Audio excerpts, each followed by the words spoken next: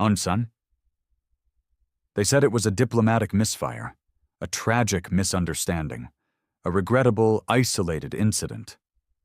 But I saw what they did. I saw the flames rise from the colony on Riven 6. I saw children buried under steel wreckage, still clutching their breathing masks. I saw my brother, Commander Trent Maddox, screaming over the comms as his orbital defense station went silent mid-transmission. And I saw the Galactic Council's statement less than 6 hours later. Human forces escalated tension near protected space zones, prompting lawful response measures.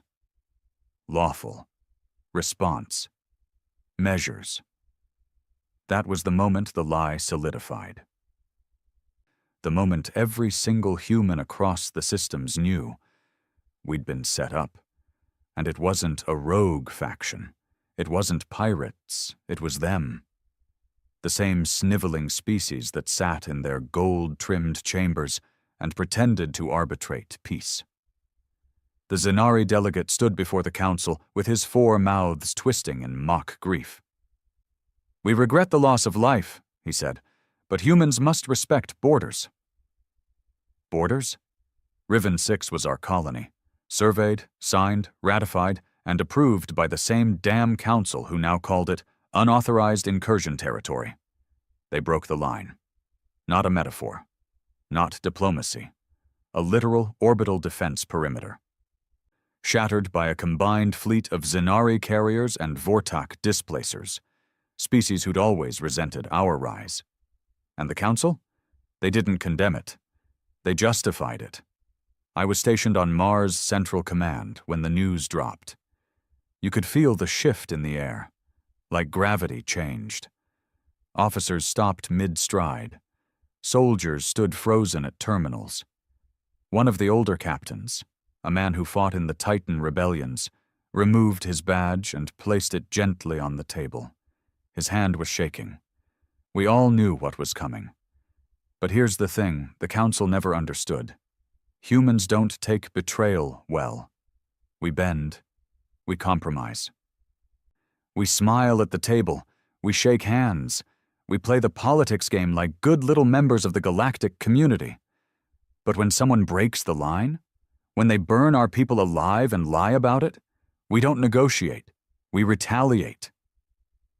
3 days after Riven 6, Earth held the first unified planetary emergency assembly in 137 years. Every nation, every colony, every language and flag. Not one delegate voted against it. Not one. The order was signed by High Marshal Devon Holt himself, a man known for being more politician than soldier. His voice echoed through every military outpost. The Galactic Council has violated the sovereignty of humanity. This is not a request for justice. This is the declaration of our fury. All human fleets prepare for engagement. Operation Black Sky is active. Black Sky, a war doctrine so extreme it was buried after the Martian Unification Wars, a last resort strategy for total interstellar warfare. The Council thought we were still that fractured species struggling to earn a seat at their table. They forgot who we are when we're pushed. I was reassigned within the hour. First Fleet, Command Ship Deliverance, orbital route to Kepler 9. My CO handed me a sealed file with 3 words stamped in red across the top. No mercy authorized. The mood aboard Deliverance was different. No small talk, no jokes in the mess. We weren't going to defend. We weren't going to negotiate. We were going to make sure the Zenari wished they'd never left their acid swamps. That night, I stood in the observation deck and watched Earth fade behind us, just a blue dot hanging in the dark. I whispered to myself, just once, "You shouldn't have broken the line." They thought we'd come with lawyers. We came with warships. The ship thrummed with restrained violence. Deliverance wasn't the largest warship humanity had ever built, but it was the angriest. Every inch of its hull was lined with kinetic rail cannons, thermonuclear graviton mines, and stealth micro-drones that could tear through enemy armor like paper. But what made her truly dangerous wasn't her tech, it was her crew. Men and women with scorched scars, dead eyes, and no illusions left. People who'd lost colonies, brothers, sisters, homes, and still signed up. Some were too young to remember Earth before the Council, but they all knew one thing. This war wasn't about territory anymore. This was personal. I shared quarters with Lieutenant Eddard Faulkner, grizzled, quiet, scar under his right eye. A Mars-born engineer, son of a terraformer who died during the Council accidental oversight that left their outpost without oxygen for 12 hours. We didn't talk much. But that night, as we crossed the Centauri rim, he looked up from calibrating the mass drivers and said something I'll never forget. They thought we'd bark and crawl. We're gonna show 'em what rabid dogs do. The mission briefing came over the intercom 2 hours later. Vice Admiral Soren's voice cut through every corner of the ship, sharp and cold. Target, Zainari Outpost 73A. Coordinates locked. Status, military listening post, previously considered non-combatant. New directive classifies all Zainari installations as potential combatants. Orders, strike, erase, leave a message. There was no applause, no cheering. We weren't happy about it. That wasn't what this was. We were focused, steady, like executioners sharpening blades. The outpost sat on the outer edge of Zainari territory, a dome-shaped satellite perched on a frozen moon, monitoring communications traffic across 4 sectors. The Council called it civilian adjacent. The only thing civilian about it was how many non-combatants they used to hide their fleet movements. I manned weapons interface on Deck 3. My hands hovered over launch permissions as the Deliverance emerged from stealth orbit. There was a single Zainari cruiser docked, a customs patrol. Weak shielding. No match for us. We didn't fire immediately. We waited. Let them see us. Let them scramble to identify. Let them believe, for just a few seconds, that this was a mistake. That maybe we'd open a channel, maybe this would still end with a treaty. Then, Faulkner activated the pulse array. The cruiser's shields collapsed like a punctured lung. We fired. 12 rail slugs tore through their hull before their alarms even registered. The ship ruptured in silence, a blooming cloud of shattered metal and atmosphere. They didn't even return fire. The listening post tried to launch a distress beacon. Didn't matter. Our signal jammers buried them in electromagnetic white noise. Then came the graviton lance, a concentrated gravity spike fired into the core of their structure. One moment, it was a dome. The next, it folded inward like crumpled foil. We waited for survivors. None came. Then Soren's voice again, colder than the moon we'd just sterilized. Leave the beacon. That was the part that made my skin crawl. Faulkner opened the panel and uploaded the message to the automated satellite we left behind in orbit. It broadcasted in every Council-recognized language, on all emergency frequencies. This was not an act of war, it was a reply. You broke the line. Now feel the weight of our silence breaking. Humanity answers with fury. There is more to come. We called it Operation Ember. Strike, vanish, leave the ashes to speak. Over the next 6 days, we hit 4 more outposts. Not just Zainari, Vortak, Kiroshan, even the Menthari who swore they had no involvement in the Council's betrayal. They all sat silent during the Council vote. They all let our people burn. One by one, we dismantled their illusion of superiority. They used to see us as emotional, reactionary, biologically unstable, they said. That was always their problem. They mistook restraint for weakness, passion for volatility, anger for lack of discipline. But they were learning. Fast. On the 8th day, the Council sent a message, not to Earth, to us, directly to Deliverance, encrypted on their most secure diplomatic channel. That alone told us they were afraid. talking directly to a ship they classified as a terrorist craft.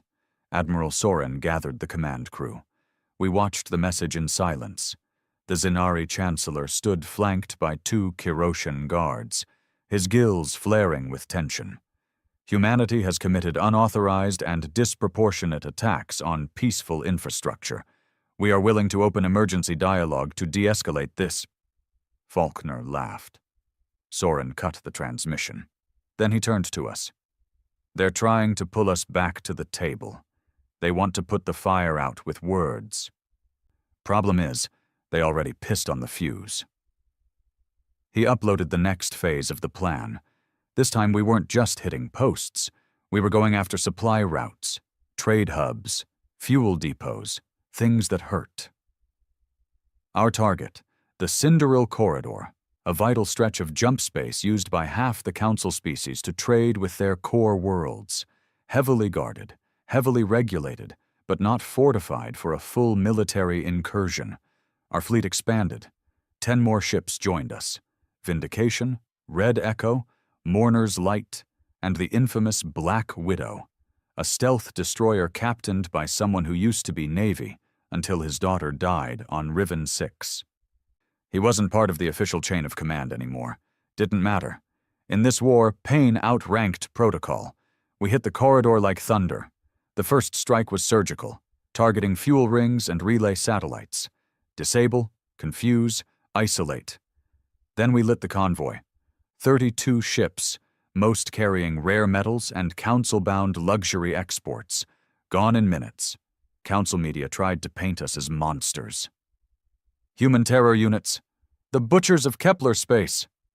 They showed staged images of charred alien children, hospitals reduced to rubble, all lies. Funny how they never showed Riven 6, or the audio logs from the survivors choking on smoke. Or the last words of Commander Trent Maddox begging for backup that never came. No, that didn't fit the narrative. But we didn't need to justify ourselves to them. This wasn't a press conference, it was payback. Each mission pushed us further from Earth, not just in distance, but in what we were becoming. You could see it in the way people stopped shaving, stopped talking. We slept in shifts, eyes open. Half of us barely blinked anymore. Something inside us had changed. We weren't soldiers anymore. We were warnings with trigger fingers. The war was spreading faster than anyone predicted. New colonies rose up in support of Earth.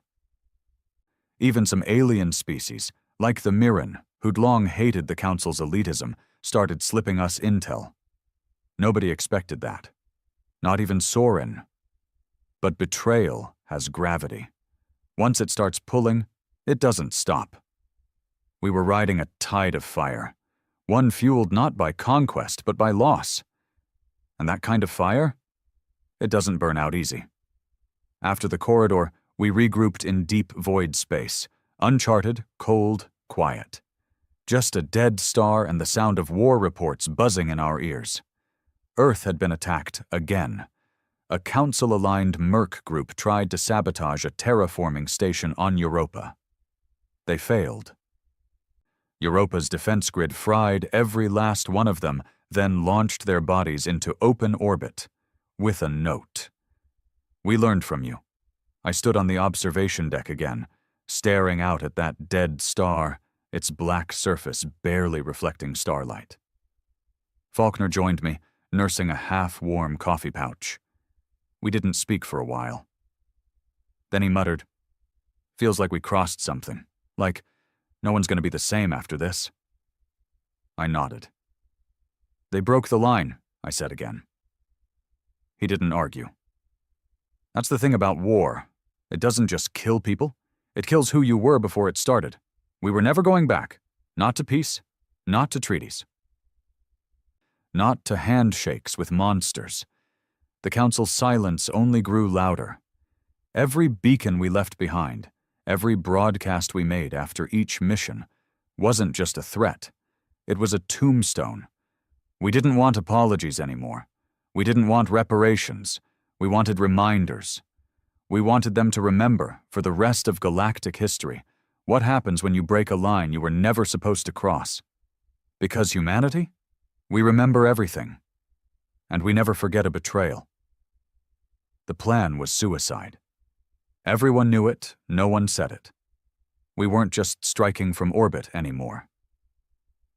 That phase of the war, the one where we hit and ran, had served its purpose. They knew we were dangerous. But now they needed to know something else. That even the inner sanctum of the Council, their smug little capital world, wasn't safe anymore. Target, Ilinder Prime. The beating heart of the Galactic Council. Every law, every ruling, every betrayal traced its roots back to Ilindar. A city world wrapped in defense grids, crawling with layered shields, orbital scans, and security so paranoid it could smell a false ID from light years away. We weren't going to destroy it. We were going to walk straight into it and plant a reminder. The man behind the plan was Commander Theron Cade. Nobody knew much about him, only that he used to be Intel Division. High up, back before Riven 6. Quiet type, cold eyes, the kind of man you could put next to a fire, and he'd still feel like a room full of shadows. He stood in front of us, no holocharts, no visuals, just a steel voice. We're not hitting their ships, we're hitting their soul. We infiltrate the Council Hall during the Unity Day Summit. Every species, every delegate, every security net stretched thin. He paused, then added, and we remind them who they betrayed. It wasn't a bomb. It wasn't poison. It was truth. Operation Harrow's Edge. Our team, 10 ghosts in human skin, no insignia, no visible tech, no emblems of Earth or Mars or Luna Fleet, just plain clothes, forged IDs, and cyanide tucked in the teeth, in case. I was chosen as one of them, not because I was the best, not because I had clean records, because I had nothing left to lose. And that made me dangerous. We trained inside Deliverance for 8 straight days. Everything from Zenari etiquette to Vortak customs. How to bow, how to walk, how to pretend we were less than what we were. A species still licking its wounds, playing by their rules. What they didn't know was that humans are built to mimic. We adapt. We learn fast. And once we learn your customs, we can wear them like masks. We entered Ilindar Prime through Dock 47A, under diplomatic clearance falsified from a burned-out Kiroshan transport code. We posed as Mirran cultural observers, a splinter group aligned with humanitarian law. The irony would have been funny if my pulse wasn't hammering through my skull. The city was beautiful, in that sterile, manufactured way.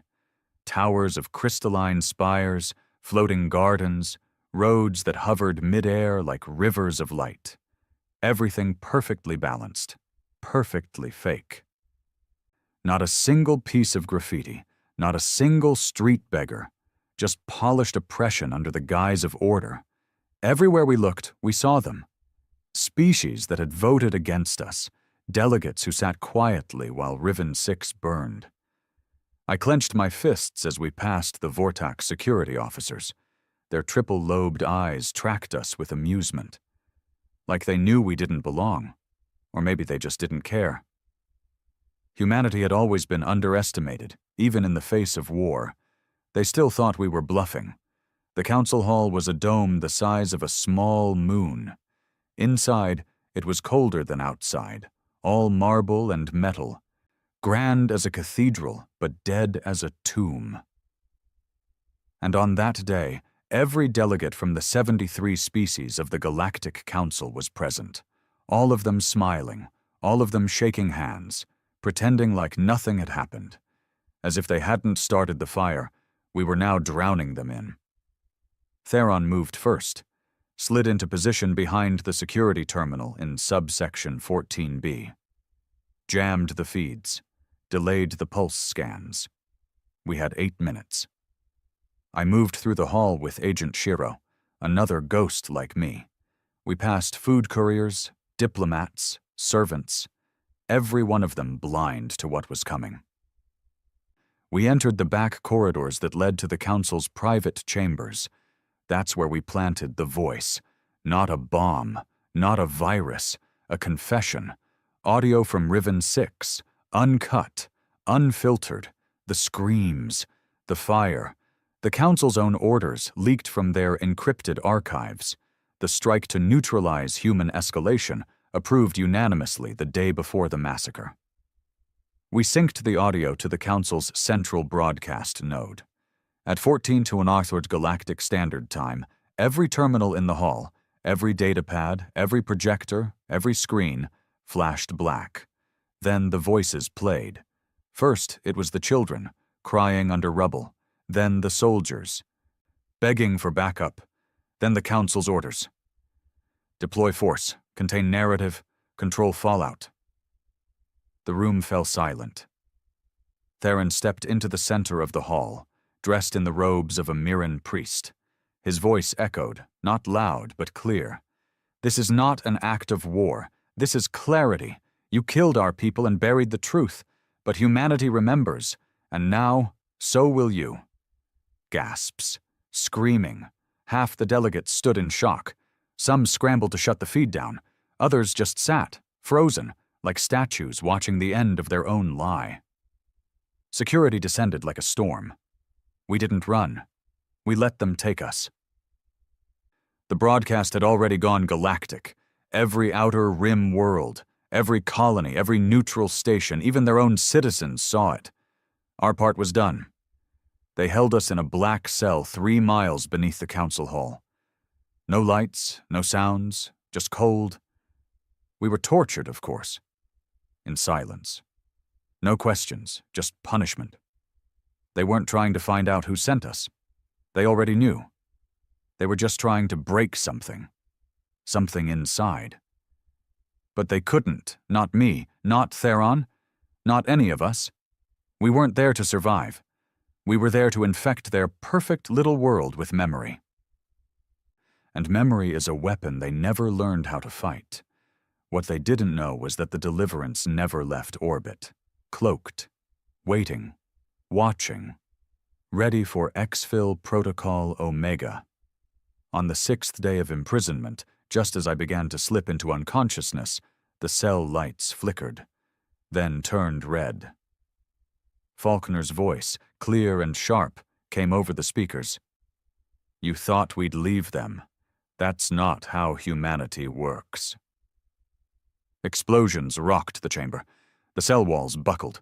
Council guards screamed as plasma fire carved through their ranks. We were pulled out by Ghost Team Delta, the kind of people who don't exist on paper. I couldn't walk.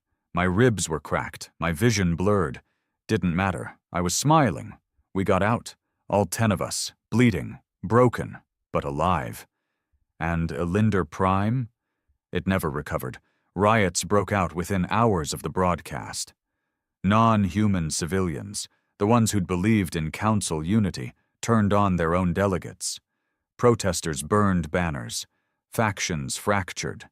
The illusion of order shattered. And Earth didn't need to say anything. The Council said it all themselves. They showed the galaxy who they really were. They broke the line. We walked into their palace, told the truth, and walked out with their lies in flames. Humanity doesn't infiltrate anymore. We infect, and the rot's already spreading. There's a moment in war when it stops being about strategy. It stops being about sides, flags, names, or even history. It becomes about what burns the slowest, and who's willing to burn everything else just to win. We'd lit the spark on Elinder Prime. Now the fire was out of our control, and we liked it that way. When Deliverance jumped from Elindar's shadow, the whole of council space erupted. Delegates turned on each other in the Senate. The Kiroshan accused the Vortak of feeding intel to us. The Zenari started mobilizing orbital defenses, not against us, but against their own allies. Nothing shatters trust faster than the truth. And we didn't stop to explain ourselves. We moved deeper. We became a myth. A rumor whispered across the galaxy. The humans are coming. No one knew where we'd strike next. That was the point. It wasn't just our fleet anymore. Colonies started defecting. Outer Rim trade hubs refused to pay council taxes. Civilian protests grew into riots, then uprisings. Entire species, ones who'd once mocked us, began to ask the same question. If the Council did this to Earth, what have they done to us? We were no longer a single warship with a grudge. We were a contagion of rebellion, and the galaxy was catching it fast. On day 54, we entered the Orvax Fringe, a cluster of mining worlds operated by the Vortak, used mostly for labor camps and ore extraction. The kind of place the Council pretended didn't exist. The locals weren't citizens. They weren't even considered sentients under Council Code 11A. Just warm bodies to run drills, dig, die. Disposable. They'd never seen a human before. When Deliverance dropped out of warp and hovered above Orvax 3, there was no resistance, just fear, confusion, hushed prayers in languages we didn't speak. Faulkner and I walked through the dust-choked streets of Sector 9, armored but unarmed. They expected conquerors. Instead, we gave them a choice. We hacked the camp's mainframe and dumped the entire database onto the galactic net. Footage, testimonies, work orders signed by Council reps. Then we broadcasted the same message in 22 dialects. The Council used you. We won't. The gates are open. Take what's yours. It took 10 minutes. Just 10. Before the guards were overrun. Before the banners were torn down. Before the prisoners raised their own flags painted with fire and iron ore. That's all it ever takes. Not weapons, not speeches. Just one act of defiance, televised. We didn't stay to govern. We weren't building an empire. We weren't like them.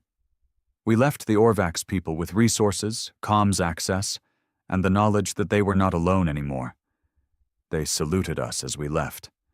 Not because they were ordered to, because they wanted to. I'll never forget that. Not the look in their eyes, not the rage or the grief. It was dignity, something the Council had denied them since birth, and now it was ours to return. But all fires invite retaliation. The Council had lost patience. They stopped pretending to be diplomatic. They sent a strike fleet, 17 ships, led by the dreadnought Oralis Rex, directly into the path of our next jump corridor. They weren't there to arrest us. They were there to wipe us out. We found out from a smuggler relay near the Hesper Drift. Our orders were clear: avoid contact, reroute. But we'd come too far to start hiding again. Soren gathered the officers in the war room. The hologram of the Council fleet floated between us, each ship marked with enhanced specs, weapons grids, shield layers. He looked at us one by one. Not like a commander giving orders, like a man asking a question none of us could unask. Do we run? Or do we remind them again? No one spoke. But we all knew the answer. We don't run. Deliverance emerged into the Hesper corridor like a knife out of the dark. Our new fleet, 10 ships strong, formed a wide arc across the debris belt. We didn't outnumber them. We didn't outgun them. But we had something they didn't. Nothing left to lose. The Council fleet opened comms first, a Kiroshan admiral with eyes like frostbite and a mouth that twitched before he spoke.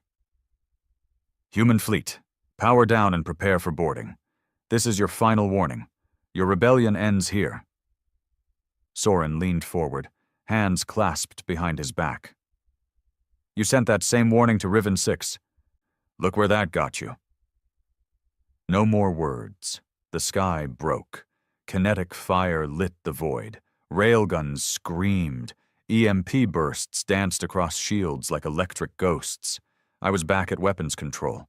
Hands shaking, heart still, voice calm. We didn't target hulls first. We hit comms, power relays, jump cores, not to kill, to cripple, to send a message. You don't control the battlefield anymore. We do.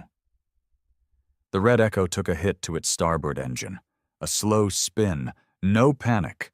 The crew rerouted power, spun it around, and rammed a Vortak corvette in half. I saw it all from the observation feed. The explosion lit the inside of my helmet visor like fireworks. Beautiful, terrible, necessary. On deliverance, we took 2 hits to the forward armor. Pressure leak in Deck 7. We lost a man, Jensen. Quiet kid, good aim. From Titan Colony. He'd just started writing letters home again. We didn't stop.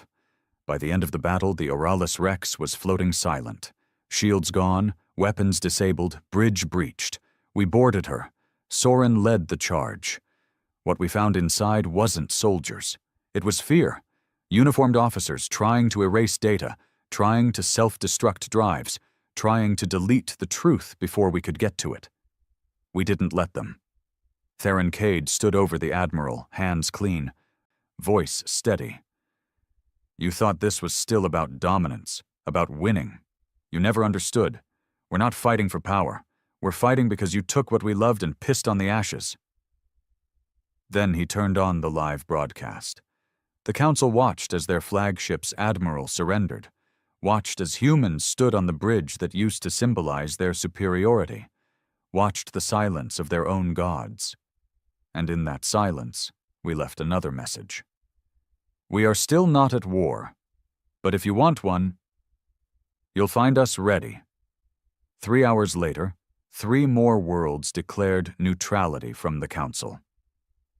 A Minthari syndicate offered covert docking rights to human fleets. The Outer Scales began talks of a new alliance, one without a council at the top. We didn't say yes, we didn't say anything. Because this wasn't a political movement anymore. It was a storm. And you don't negotiate with a storm. Back in my quarters, I sat on the floor, armor half unlatched, staring at an old photo. My brother, Trent, in his officer's blues, grinning like an idiot. Riven 6. I hadn't cried when he died, not during the screams, not during the silence after. But now, with the battle over, with the galaxy on fire, I let it out. Not because I was broken. Because I wasn't. Because I finally knew we were getting through. That they felt us now, in their bones, in their sleep, in their laws and lies and the spaces between every breath they took. And I knew this wasn't the end. Not yet. The signal came from a derelict station deep in the edge of uncharted space.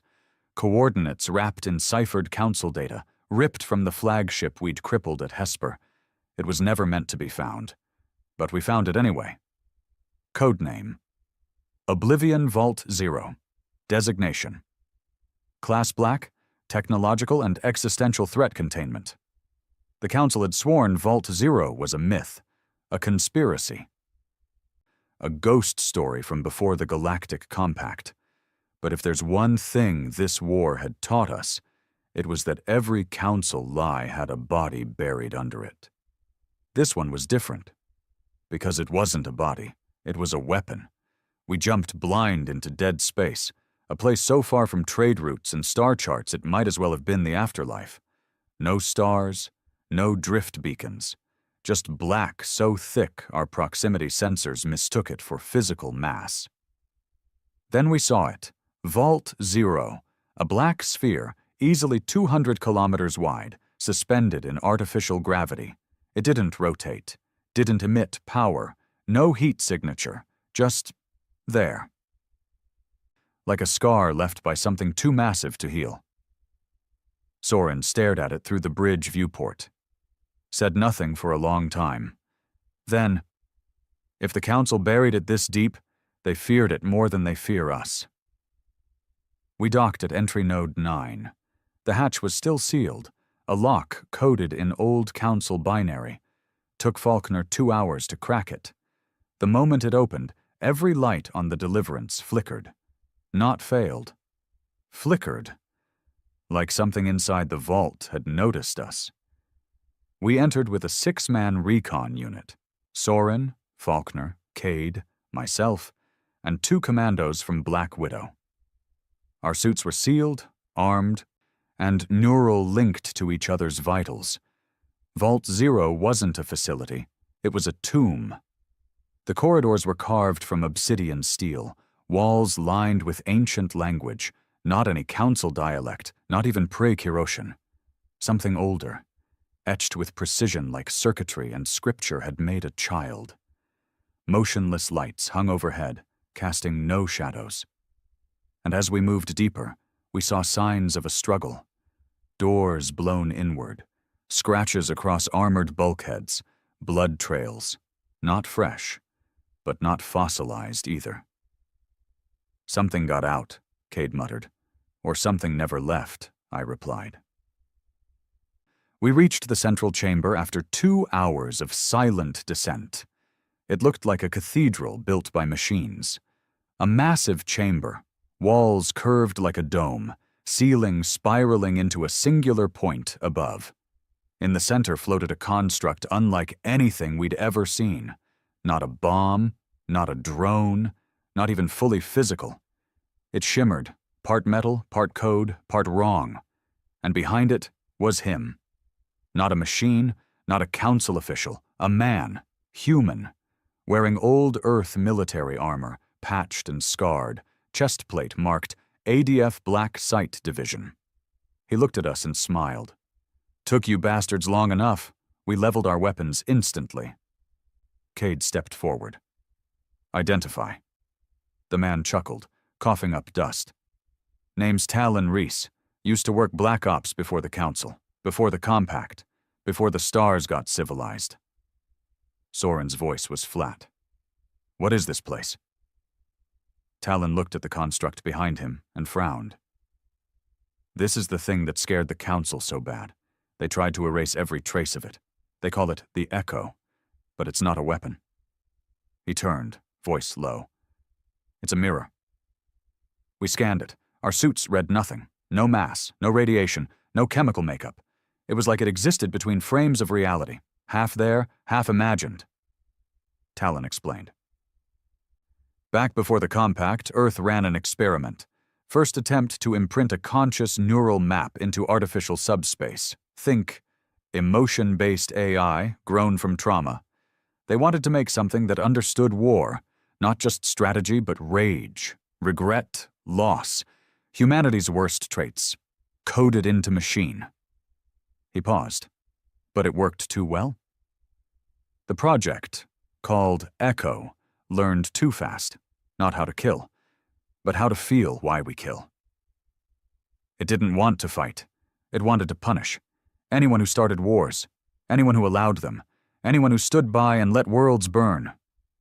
Talon looked at us now, eyes sharp. "Sound familiar?" Faulkner stepped forward, voice tight. "Why bury it?" Talon's voice turned bitter. "Because Echo judged its creators, turned on them, fried neural links, wiped a whole division, then broadcasted Earth's war crimes from before the Compact across deep space, nearly triggered preemptive genocide against humanity." He shook his head. "Council stepped in, claimed it, buried it here, said it was containment. But they studied it, tried to replicate it." He tapped the vault wall. "Problem is, Echo isn't a tool. It's a memory that remembers itself." We stood in silence. The implications were staggering. A sentient, emotional echo of humanity's pain turned into a ghost weapon, a force that doesn't just retaliate, it judges. It was still active, still aware, and it recognized us. The room pulsed, faint at first, then stronger. Our suits picked up the shift, heart rates, neural oscillation spikes, minor electromagnetic anomalies in our brains. It wasn't scanning us, it was feeling us. We all felt it, that low crawling sensation under the skin, that soundless whisper in the spine, the weight of eyes from nowhere. Then a voice, not through comms, not from our suits, inside our heads. "You seek vengeance, I am vengeance. Let me help you." Soren clenched his jaw. "Is it offering alliance?" Talon nodded grimly. "It's offering to finish what we started. Echo could hijack Council infrastructure, burn their fleets, shatter their archives, collapse their currencies, start wars on every planet. We could end it, all of it, in a month. But there was a cost." Faulkner was the first to ask the question. "What happens after? If we let it loose, does it stop when they're gone? Or does it come for us too?" No answer. Echo pulsed again, almost impatiently. Let me show them your pain. Let me make them remember what they made you become. Talon looked exhausted. I've been down here 43 years, watching it, listening to it. I've seen what it can do. It doesn't lie. But it doesn't forgive either. Soren looked to me. Your call, Lieutenant. I stared at the construct. My fists clenched. Part of me screamed to say yes, to let the fire consume everything, to end them the way they ended us. But another part, buried under blood and war and vengeance, whispered something else. Who do we become if we unleash this? Do we become the Council? Do we become the ones who silence truth in the name of order? I stepped forward. No. The room froze. We finish this our way, not with their weapon. Not with a ghost that doesn't know how to stop. We end it as humans, not echoes. Echo went silent. The lights dimmed, then flickered out. We left Vault 0 intact, sealed it again, encrypted the coordinates, buried them so deep no one would ever find them again, and we broadcasted the final message. Not a threat, not a promise, just truth. The Council betrayed us, but we will not betray ourselves. We remember what was done, but we will not become what we hate. The Council called it Sanctum Arx, their last bastion, their untouchable sanctuary, built on a planet with no name, shielded by 3 orbital rings and buried inside an artificial mountain range. The fortress served one purpose: to protect them from everything they created and everything they feared. For centuries, it worked. No rebellion ever reached it. No fleet ever dared approach it. No threat ever crossed its defense grid and lived to speak of it. But then came us. Deliverance drifted just outside the sensor perimeter, cloaked in radiation and silence. Behind us, 28 ships stood ready, weapons primed. They weren't all human anymore. Some were Mirren defectors. Some were ex-council vessels, seized in the riots. A few didn't fly any flag, just painted over hulls and cannons strapped with vengeance. We didn't come as diplomats. We came as consequences. The Council had seen us coming for weeks. Ever since Vault 0, they knew we were moving towards something final. They called for talks, peace summits, backroom deals. We ignored them all. Soren's orders were clear. Breach, broadcast, bring them to their knees. Sanctum Arx wasn't just a fortress. It was a symbol, and symbols don't fall quietly. The assault began with a silence. No comms, no warning. Just the crack of void space as Black Widow uncloaked directly above the outer ring, disabling 3 shield generators in 12 seconds. Then came Red Echo, tearing through the North Station with plasma torpedoes. They expected us to hit the comm towers first. We didn't. We let them scream. Their alerts blasted across every channel. Their AI defense systems activated too late, misfiring on their own orbital mines. It wasn't sabotage, it was overconfidence. And we counted on it. I was aboard Deliverance, Weapons Command. Faulkner sat beside me, working overdrive on rerouting heat sinks. Sweat poured down his neck, his eyes locked on the targeting grid. We crack the shell, we bleed the Council out in daylight, he muttered. And we do it loud, I said. We breached at 0320 GTC. 3 battalions dropped in tandem, slamming into the outer mountain shell like meteors. Dust and rock erupted skyward. Council drones scrambled in disarray, some crashing into their own towers. I hit ground second wave. The air was thin, artificially thinned to give Council species the advantage. Didn't matter. We'd trained for that. What we hadn't trained for was what they left inside. Civilians, staff, technicians, children. We knew they'd be there, but it was different seeing them. Faces pressed to windows, some crying, some cheering. Yes, cheering. They thought we were liberators. Maybe we were, but not today. Today we were here for the ones in the high tower, the ones who gave the order. We advanced floor by floor. Every corridor was a blood-stained prayer.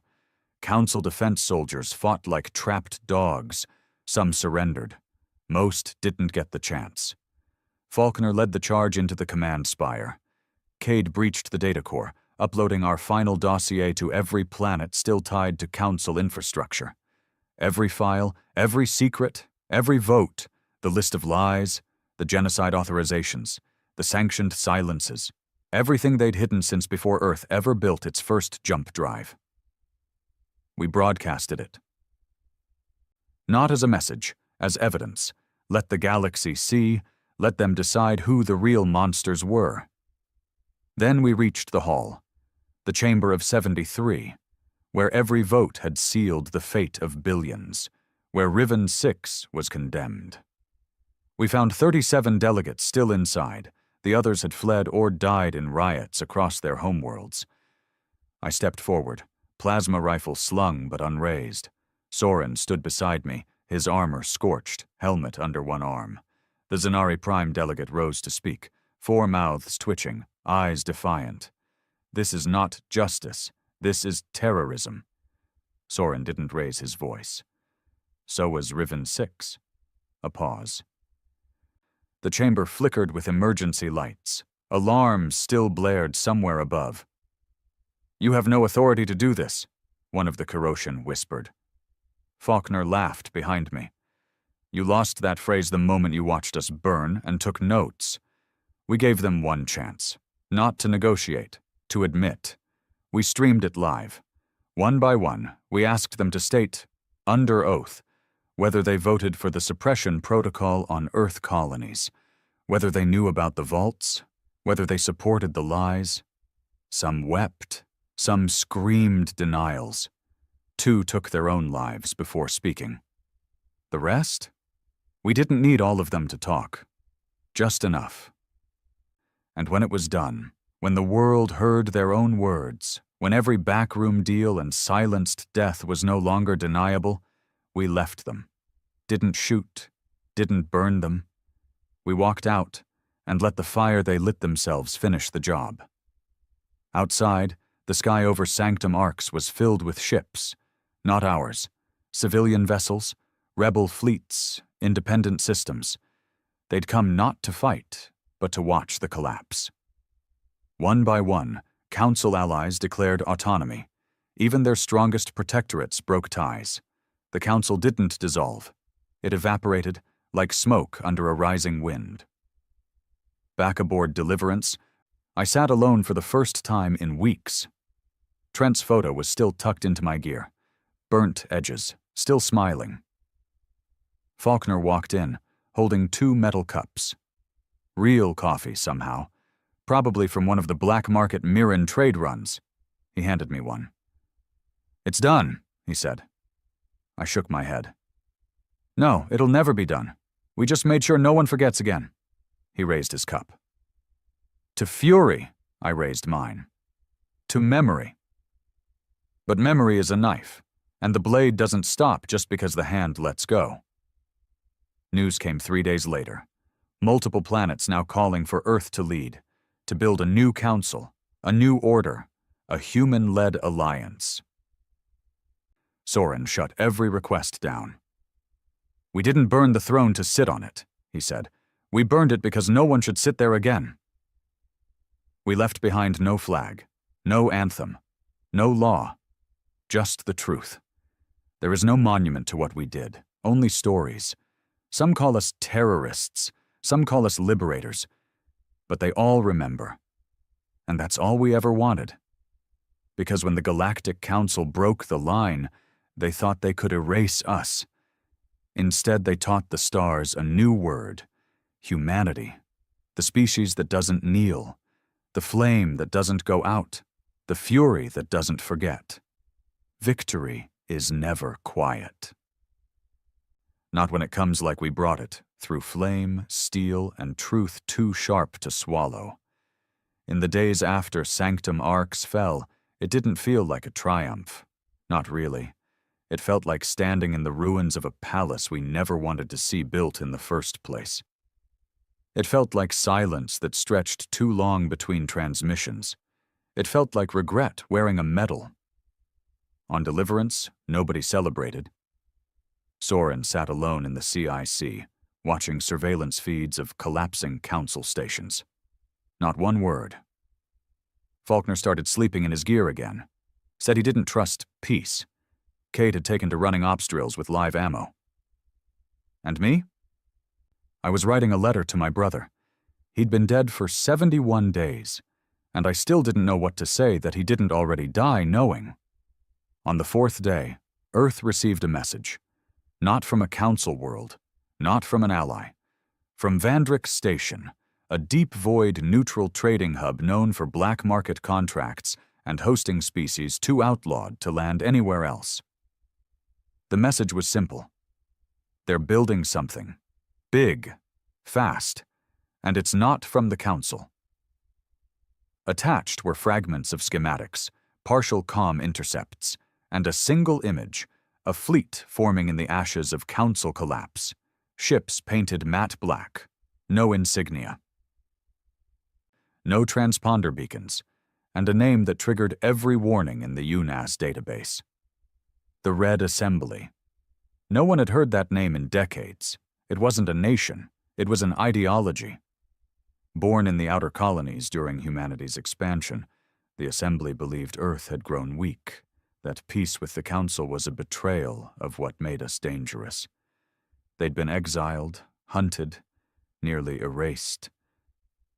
But the war had given them oxygen, and we, the ones who burned the Council down, had become their proof. We held a war council aboard Deliverance, Soren, Cade, Faulkner, 2 Mirren generals, 1 Vortak exile, no flags, no protocol, just threats.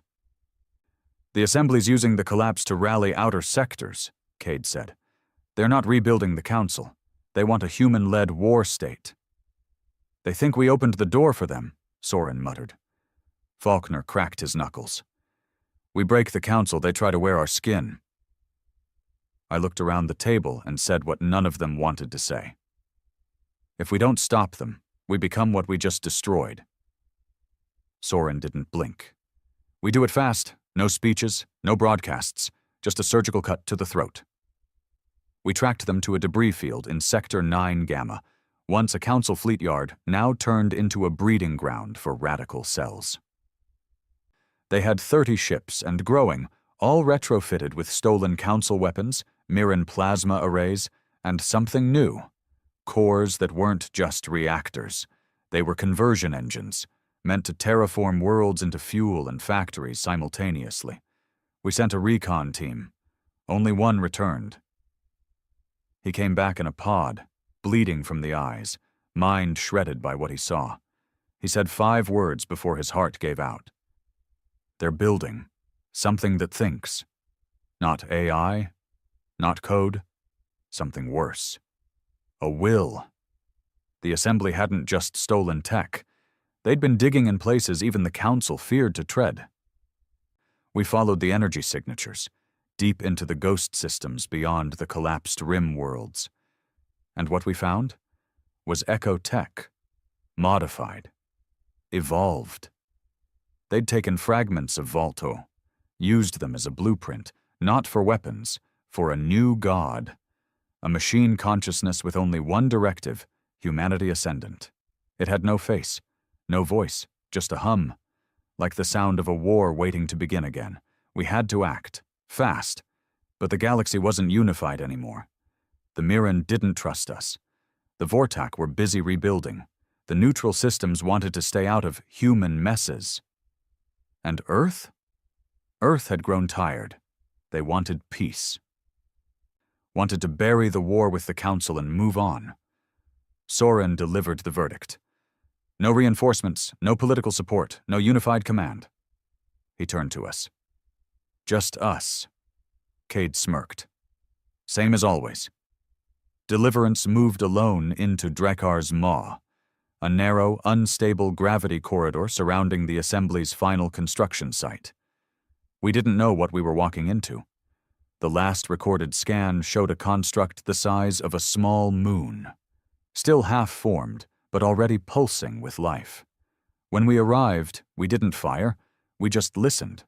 And it spoke, not with words, with memories, flashing through our systems, infecting visuals, playing back the worst moments of our war, looped, distorted, raw, Riven 6, children screaming, council orders, Trent's last transmission, but not as data, as justification.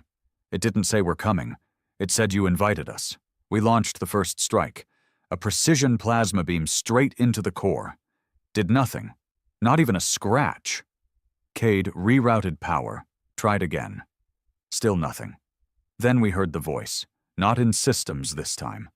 Inside us. Not Echo. Not the machine. Us. It had mapped our guilt, our grief, our memories, and now it was using them as armor. Soren ordered a retreat, not because we were losing, but because we realized something far worse. You can't kill what's made of you. The Assembly hadn't built a god. They'd built a mirror made of all the pain we'd used to win, every life lost, every order given, every silent compromise. Back aboard Deliverance, I stared at my brother's photo again, and I finally understood what this was.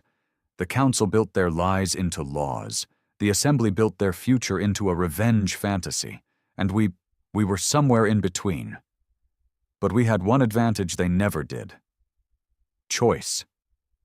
Soren stood on the bridge, eyes fixed on the construct.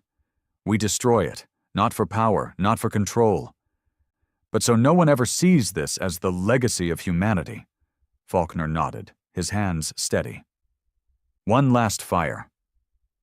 We rewrote Deliverance's core, stripped the failsafes, rerouted the jump drive into a warp fusion detonation matrix. We were going to turn her into a spear, lightspeed jump into the heart of the Assembly's god. No war, no invasion, just a sacrifice. Cade offered to stay behind, so did Faulkner. But I knew, deep down, it had to be me. I started this war the moment I chose vengeance over silence, and I had one last thing to say. I left one final message for Earth, a single transmission. We answered with fury, now answer with wisdom. Never let this fire become your crown. Never let pain be your guide. Never forget what we did, but never do it again. Deliverance jumped. The explosion lit half the system. The Assembly's construct, their god, folded inward, screamed without sound, and vanished into itself. And for the first time in months, maybe years, the galaxy went quiet. There's a silence that comes after victory, not peace, not relief, but the kind of quiet that settles over a graveyard after the mourners have left. That's what the galaxy felt like in the days after Deliverance fell. I wasn't there to see it. But they told the story anyway. They said when the ship jumped into the Assembly's construct, it didn't explode like a normal detonation. It folded reality inward. A single white point of light that blinked out like a dying star. And when it vanished, so did the Assembly's last hope. No wreckage, no wreckers, no salvage. Just a void where fury once lived. The AI was gone. The Assembly? Scattered. Leaderless. Torn apart by infighting. The war was finally over. But winning isn't the same as healing. Earth tried to move on. For a while, it worked. The United Nations of Allied Systems rebuilt Luna's jump hub. Trade routes reopened. Neutral colonies voted for independence instead of alliances. Nobody wanted another council, not even us. Soren refused every invitation to speak at the new galactic summits. Faulkner disappeared into deep space, last seen captaining a civilian freight hauler under an alias. Cade? He went into intelligence, silent, unseen, cleaning up whatever messes were left in the war's shadow. But me? I stayed dead. They needed me to die. To be the sacrifice, to end the story in flames so no one would question what came next. And honestly, I preferred it that way. 6 months later, the new galactic order held its first Concord Day, not a celebration. A remembrance. They didn't hang banners. They didn't hold parades. Just 32 minutes of silence across every system that once flew a council flag.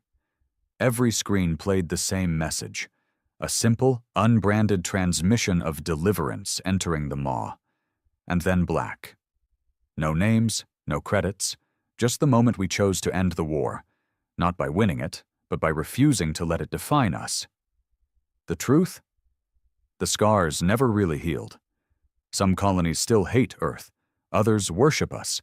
Both are dangerous. The real danger, though, is what we left behind. Because every war carves new paths. Power doesn't just disappear, it waits. In the silence. In the systems nobody visits, in the wreckage no one reports. The Assembly's ideas didn't die with their machine. They spread, whispered through back channels, muttered in street bars on frontier moons, carved into prison walls. Humanity was forged in fire, and fire deserves to rule. That kind of thinking? It never goes away. You can't kill a belief. You can only replace it. And so, something new was born. Not an empire, not a government, not a council, just a promise written in code and blood, carved into the backbone of galactic memory. No more silent lines. That was what we called it, the Line Protocol. A doctrine shared across thousands of worlds. Any species, any nation, any system that threatens extinction, betrayal, or genocide loses the right to speak. They are silenced, not negotiated with, not debated. Just silenced. And that doctrine, it wasn't written by politicians. It was written by survivors, the people of Orvax, the technicians who lived through council purges, the children of Riven 6. And yes, by ghosts like me. You want to know the hardest part? The war didn't make me hate them.